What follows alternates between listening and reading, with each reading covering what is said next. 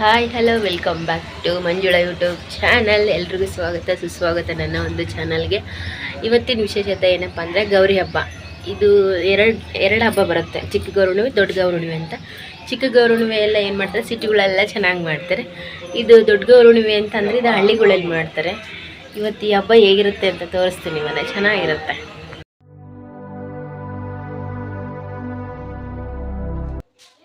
ಈ ಒಂದು ಹಬ್ಬನ ಹಳ್ಳಿ ಹಬ್ಬನ ಅಂತ ಹೇಳ್ಬೋದು.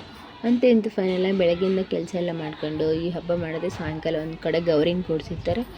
ಅಲ್ಲಿಗೆ ನಾವು ಸಕ್ರಾರ್ತಿ ತೊಗೊಂಡು ದೀಪ ಪ್ಲೇಟ್ ತೊಗೊಂಡು ಎಲ್ಲ ಬೆಳಗಕ್ಕೆ ಹೋಗ್ತೀವಿ. ರೆಡಿ ಆಗ್ತಾಯಿದ್ವಿ. ಫೈನಲಾಗಿ ವಿಡಿಯೋದಲ್ಲಿ ನಾನು ಬರೋದು ಬೇಡ ಅಂತ ನಾವು ಹೇಳ್ತಾ ಇದ್ದೆ. ಓಣಿಯರೆಲ್ಲ ಹೋಗೋಣ ಅಂತ ಅಂದ್ಕೊಂಡಿದ್ವಿ. ಒಂದಿಬ್ಬರು ಲೇಟ್ ಆಗುತ್ತೆ ಅಂತೇಳಿ ನಾವು ಒಂದು 4 ಮನೆಯವ್ರು ಹೋಗ್ತಾಯಿದ್ದೀವಿ.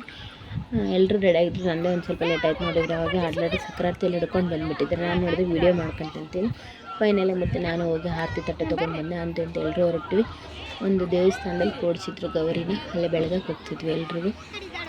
ಇದು ಈ ಹಬ್ಬ ಬಂದುಬಿಟ್ಟು ಎಲ್ಲ ಕಡೆ ಹಳ್ಳಿ ಕಡೆ ಎಲ್ಲ ನೈಟ್ ಮಾಡ್ತಾರೆ, ಕೆಲವು ಸಿಟಿ ಕಡೆಯೆಲ್ಲ ಬೆಳಗ್ಗೆನೂ ಮಾಡ್ತಾರೆ, ಅಲ್ಲಿನೂ ನೈಟ್ ಮಾಡ್ಬೋದು. ನಂಗೆ ಅಷ್ಟೊಂದು ಗೊತ್ತಿಲ್ಲ.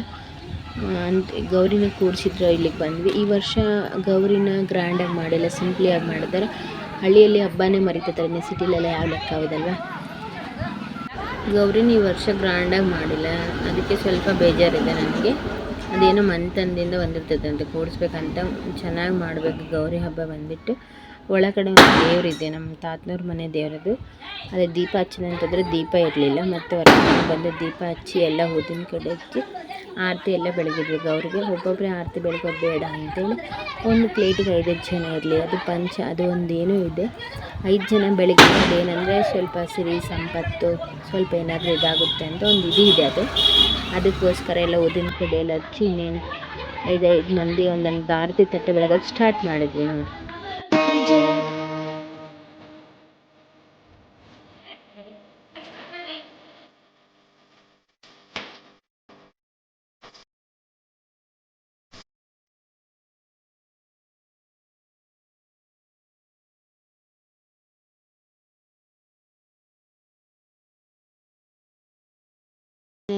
ಯಾಕೆ 5 ಜನ ಬೆಳಿಬೇಕಂತ ಹೇಳ್ತಿದ್ದಾರೆ ಅಂದರೆ ಸಿರಿ ಸಂಪತ್ತು ಹೆಚ್ಚುತ್ತೆ ಅಂತ. ಅದು ನನಗೆ ಅನುಭವ ಆಗಿದೆ. ಈ ಹುಡುಗಿ ಅಂತ ಇಷ್ಟು ಮುದ್ದಾಗಿ ರೆಡಿಯಾಗಿ ಬಾಣ ಬಿಡ್ತಾರೆ ಅಂತ ಒಳಗಡೆ ಹೋಗಿ ಹೊತ್ಕೊಂಡು ಕೂತ್ಕೊಂಡವಳೆ. ಮತ್ತು ಅಂತೂ ಇಂತು ಮಾಡಿ ಹೊರಗಡೆ ಕರ್ಕೊಂಬಂದ್ವಿ. ಅವ್ರ ಆಳ್ತಿ ತಟ್ಟೆನೇ ಬೆಳಗಿಲ್ಲ ಇಲ್ಲ ನೋಡಿ. ಗೌರಿ ಯಾವ ರೀತಿ ಕಾಣಿಸ್ತಾ ಇದ್ದಾಳೆ, ನಾವು ಯಾವ ರೀತಿ ರೆಡಿ ಆಗಿರ್ತೀವಿ, ಏನು ಅರ್ಥ ಅಂತ ನೀವು ಕಮೆಂಟ್ ಬಾಕ್ಸಲ್ಲಿ ಕಮೆಂಟ್ ಹಾಕ್ರಿ. ಮತ್ತು ಮರಿಬೇಡ್ರಿ. ಇನ್ನು ಆರತಿ ಎಲ್ಲ ಬೆಳಗೋದೆಲ್ಲ ಮುಗೀತು. ಆರತಿ ತೊಟ್ಟೆ ತಗೊಂಡು ಮನೆ ಕಡೆ ಹೊರಟ್ವಿ. ಆರತಿ ಬೆಳಗುತ್ತಂತ ನೋಡಿ. ಇವರು ಫೋಟೋ ತೆಗಿರಿ ಅಂದರೆ ಅದಕ್ಕೆ ಒಂದು ಫೋಟೋ ತೆಗೆದು ನಮ್ಮ ಮನೆ ಹತ್ರ ಇರೋ ಹುಡುಗಿ.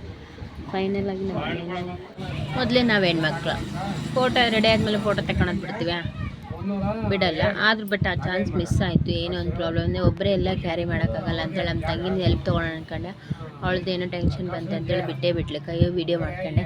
ನನ್ನ ಫೈನಲ್ ಲುಕ್ ಹೀಗಿತ್ತು. ನನಗಂತೂ ತುಂಬಾ ಇಷ್ಟ ಆಯಿತು. ಚೆನ್ನಾಗಿ ಕಾಣಿಸ್ತಿದ್ದೀನಿ ಅಂತ. ನಿಮ್ಗೆ ಯಾವ ರೀತಿ ಅನಿಸುತ್ತೆ ಒಂದು ಕಮೆಂಟ್ ಹಾಕ್ರಿ. ನಮ್ಮ ಚಿಂಟು ಹತ್ರನೂ ಒಂದು ಫೋಟೋ ತಗೊಂಡ್ವಿ ನೋಡಿರಿ. ಫೈನಲಾಗಿ ಗೌರಿನ ಒಂದು ಊರೊಳಗಡೆ ಒಂದು ಕಟ್ಟೆ ಇದೆ, ಆ ಕಟ್ಟೆ ಹತ್ರ ಬಿಟ್ಟು ಬಂದು ಹೋಗ್ತಾ ಇದ್ದಾರೆ.